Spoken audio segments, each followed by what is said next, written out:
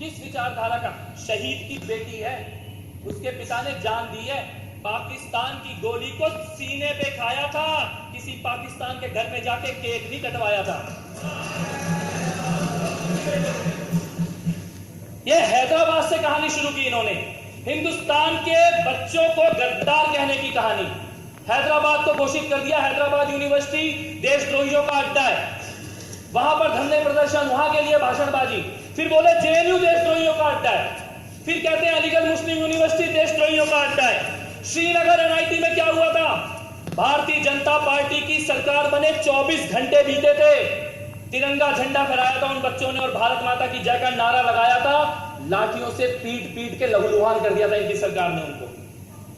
कोई भारत माता की जय बोले तो लाठी खाए, कोई भारत माता की जय ना बोले तो लाठी खाए, वंदे मातरम बोले तो लाठी खाए, वंदे मातरम ना बोले तो लाठी खाए। हिंदुस्तान का बच्चा बस पढ़ना नहीं चाहिए, अगर यूनिवर्सिटी जा रहा है, पढ़ाई कर रहा है और अपने दिल की बात खुल के कहने की हिम्मत रखता है तो इनका दुश्मन है, तो ये उसको मारेंगे। मैं ये कहना चाहता हूं, तुम्हें देश के बच्चों में गद्दार दिखाई देता है, तुम्हें देश के बच्चों में गद्दार दिखाई देता है और कातिल नवाज की आंखों में प्यार दिखाई देता है। ये वंदे मातरम को, भारत माता की जय को मुद्दा बनाते हैं, हिंसा फैलाते हैं। वंदे मातरम बोलने से वंदे मातरम नहीं होता। एक मुसलमान जब दिन में 5 बार नमाज के लिए इस देश की मिट्टी पे अपना सिर झुका के सिजदा करता है ना, वो भी वंदे मातरम ही कह रहा होगा उस वक्त। उसे मुंह से बोलना जरूरी नहीं होता, उसे कहना जरूरी नहीं होता। शहीदों की अगर लिस्ट निकाल दी जाएगी ना, चाहे वो अंग्रेजों से लड़ने वाले हो या पाकिस्तान से लड़ने वाले, इस हिंदुस्तान के लिए खड़े हुए शहीदों की जब लिस्ट निकाली जाएगी तो गुप्ता जी आरएसएस वाले नजर नहीं आएंगे, लेकिन मुसलमान बहुत नजर आएंगे उस लिस्ट के अंदर, जिन्होंने इस देश के लिए अपनी कुर्बानी कर दी। पाकिस्तान के टैंक उड़ाने वाले अब्दुल हमीद का नाम याद रखना। मैं केवल इतना कहना चाहता हूं, ये कारगिल युद्ध की बात की इन्होंने। कारगिल युद्ध के समय पाकिस्तान का प्रधानमंत्री कौन था? कौन था पाकिस्तान का प्रधानमंत्री? कपिल जी मुझसे करो प्लीज।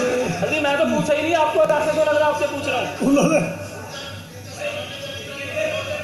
नहीं, मैंने आपसे नहीं पूछा, मैंने आपसे नहीं पूछा, मैंने आपसे नहीं पूछा। उन्होंने पूछा तो नहीं आपसे, नाम तो नहीं लिया आपका। नहीं, कौन था पूछे ही तो, भाषण तो देंगे ना आप। अरे गुप्ता जी, चलिए, मैंने कब पूछा आपसे? एक बात है, मेरे को एक बात सुनिए, यहाँ समस्या है, मैंने तो आपसे नहीं पूछा, लेकिन ये जरूर है कि पाकिस्तान का नाम आते ही आपको कुछ कुछ होता है, और ये आपको नहीं होता। ये नागपुर से है, ये समस्या नागपुर से है। जब कारगिल का युद्ध हो रहा था तो पाकिस्तान का प्रधानमंत्री नवाज शरीफ था, और उसकी शराफत इतनी कि अपने शपथ ग्रहण समारोह में मुख्य अतिथि के तौर पर बुलाया था आपने। शपथ लेने से पहले, प्रधानमंत्री बनने से पहले अगर किसी एक आदमी को बुलाया तो नवाज शरीफ को बुलाया, कारगिल के हत्यारे को तुमने बुलाया। तुम देशभक्ति के सर्टिफिकेट बांटोगे इस देश के अंदर। तुरंत बाद हाफिज सईद से मिलने कौन गया?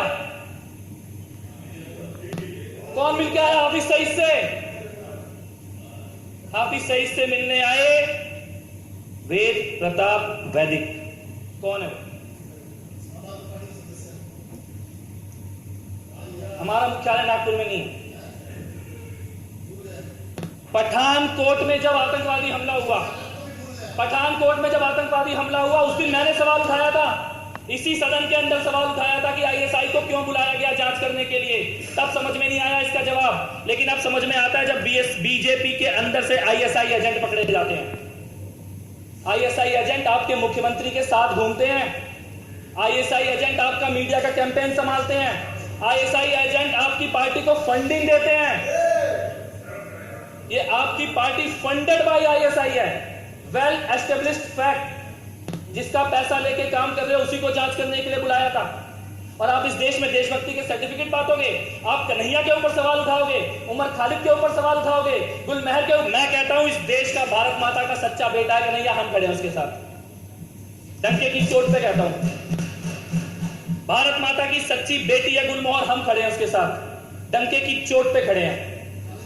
और सुनो, ये जो तुम्हारे 2 कौड़ी के विद्यार्थी परिषद के गुंडे हैं ना, भारत माता की जय। भारत माता उस दिन शर्मसार हुई थी जिस दिन आईएसआई वालों को मोदी जी बिरयानी खिला रहे थे दिल्ली में बुलाकर। भारत माता उस दिन शर्मसार हुई थी जिस दिन कश्मीर के 2 झंडों के नीचे खड़े होकर नरेंद्र मोदी जी और मुफ्ती मोहम्मद सईद बैठे थे।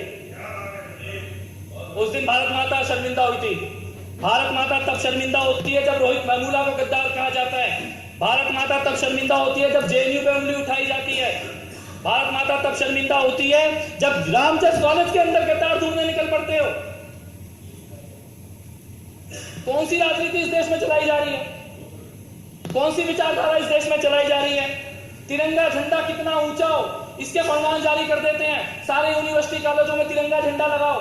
तिरंगा झंडा डंडे से ऊंचा नहीं होता। तिरंगा झंडा ऊंचा होता है जब देश के बच्चों को खुलकर पढ़ने की और खुलकर बोलने की आजादी दी जाती है, तब तिरंगा झंडा ऊंचा होता है। मैं ये कहना चाहता हूं, एक प्रोफेसर के ऊपर हाथ उठाना, एक टीचर के ऊपर हाथ उठाना, एक गुरु के ऊपर हाथ उठाना, एक गुरु के ऊपर हाथ उठाने वाला कुछ भी हो सकता है लेकिन हिंदू नहीं हो सकता। ना हिंदू हो सकता है और ना हिंदुस्तानी हो सकता है जो एक टीचर के ऊपर हाथ उठा दे।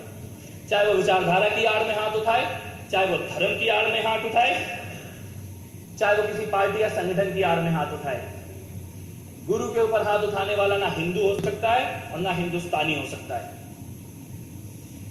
ये पकड़े क्यों नहीं जाते देश विरोधी नारे लगाने वाले?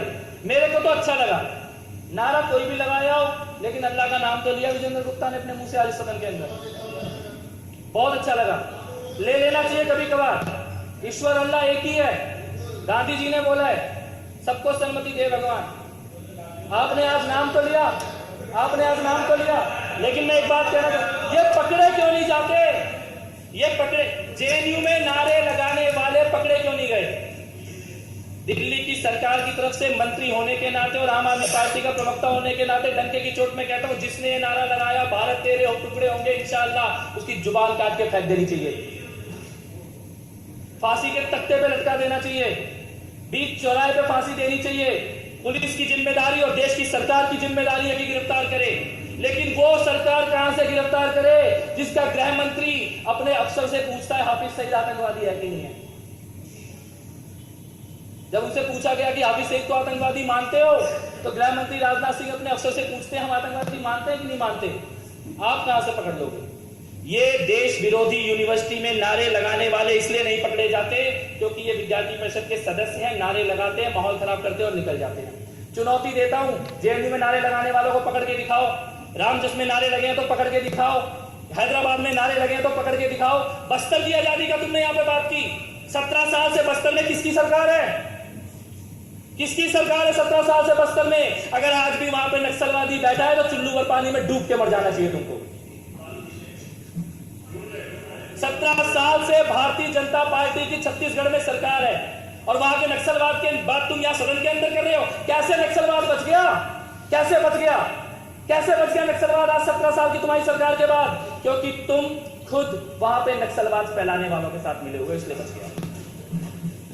तुम्हारा धंधा चलता है, दुकानदारी चलती है। जब एक जगह आतंकवाद फैले, एक जगह नक्सलवाद फैले, एक जगह धर्म की आड़ में लड़ाई हो, एक जगह जात की आड़ में लड़ाई हो, इसमें तुम्हारी दुकानदारी चलती है क्योंकि तुमसे सवाल पूछने बंद हो जाते हैं। नहीं, आपका नाम नहीं, तुम्हारी से अर्थ पार्टी भी हो सकता, कुछ भी हो सकता। नाम लेके बोल दो। इन्होंने कहा, अध्यक्ष महोदय, इन्होंने कहा कि सैनिकों के हौसले पस्त होते हैं। इन्होंने कहा सैनिकों के हौसले पस्त होते हैं। जब हम यहाँ पे गुलमहर का साथ देते हैं, सैनिकों के हौसले पस्त होते। सैनिकों का हौसला तब पस्त होता है जब किसी का बाप देश के लिए जान दे दे और उसकी बेटी को बलात्कार की धमकी दी जाए इस मुल्क के अंदर, तब सैनिकों के हौसले पस्त होते हैं। सैनिकों के हौसले तब पस्त होते हैं जब 1 रैंक 1 पेंशन की डिमांड करते हुए एक सैनिक को आत्महत्या करनी पड़ जाती है, तब सैनिकों के हौसले पस्त होते हैं। और सैनिकों के हौसले तब पस्त होते हैं जब एक सैनिक को दाल और रोटी खाने के लिए वीडियो जारी करना पड़ता है इस देश के अंदर, तब सैनिकों के हौसले पस्त होते हैं। जिस देश का सैनिक भूखा है, समझो राजा झूठा है।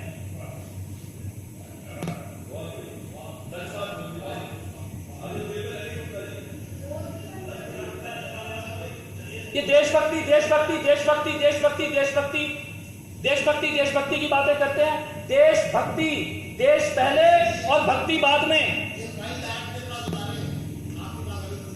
देशभक्ति, देश पहले और भक्ति बाद में। और ये क्या कर रहे हैं? भक्ति पहले और देश बाद में। देशभक्ति में भक्ति पहले नहीं आती है, देश पहले आता है। ये भक्ति पहले वाली राजनीति इस देश के अंदर बंद होनी चाहिए। भक्ति पहले वाली राजनीति के कारण आपको अपने देश के लोगों में गद्दार नजर आने लगे। हर मुसलमान गद्दार नजर आने लगा, हर सवाल उठाने वाला गद्दार नजर आने लगा। दलित का बेटा पढ़ाई कर ले तो देश का दुश्मन, किसान का बेटा सवाल उठा ले तो नक्सलवादी, मुसलमान सवाल उठा ले तो आतंकवादी। ये कौन सी राजनीति है? इस देश के लिए एक शेर याद आता है, जब जब वतन को खून की जरूरत पड़ी, सबसे पहले गर्दन हमारी कटी, फिर भी कहता है ये सैयादे वतन, ये हमारा चमन है तुम्हारा नहीं।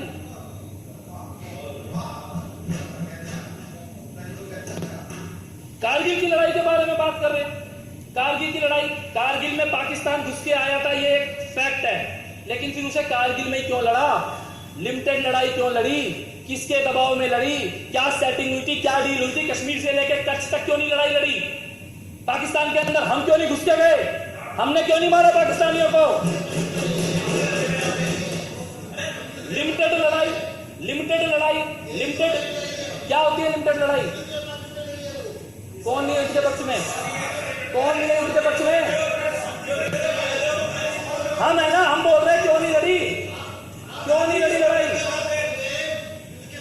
इस देश में जब गुप्ता जी, जब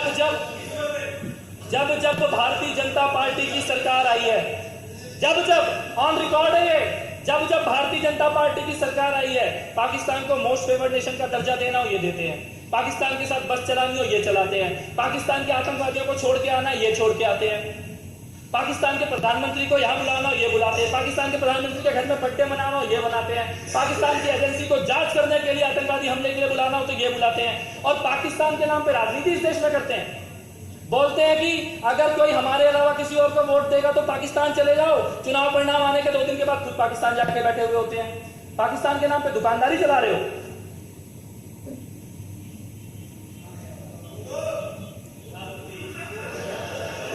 और किया क्या? कारगिल के युद्ध में भी क्या किया? उधर सैनिक मर रहे थे, उधर हमारे सैनिक शहीद हो रहे थे, इधर ये सैनिकों के ताबूत में कमीशन खा रहे थे।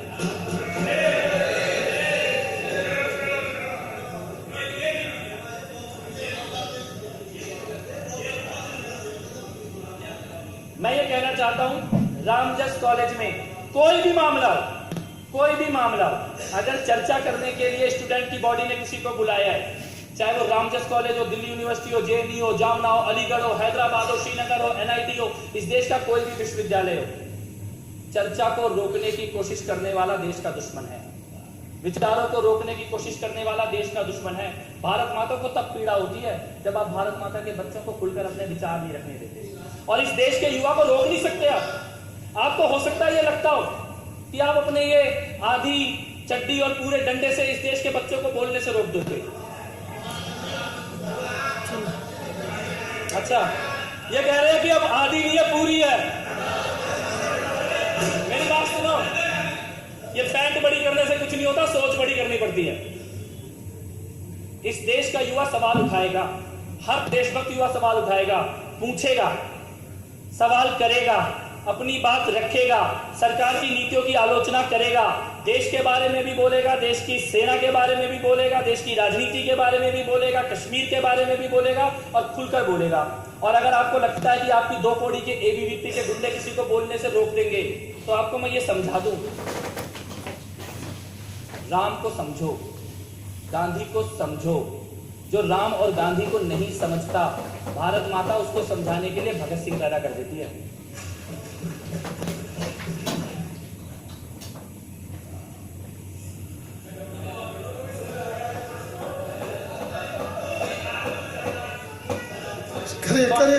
मैं केवल इतना ही कहना चाहता हूं अध्यक्ष महोदय, मैं केवल इतना ही कहना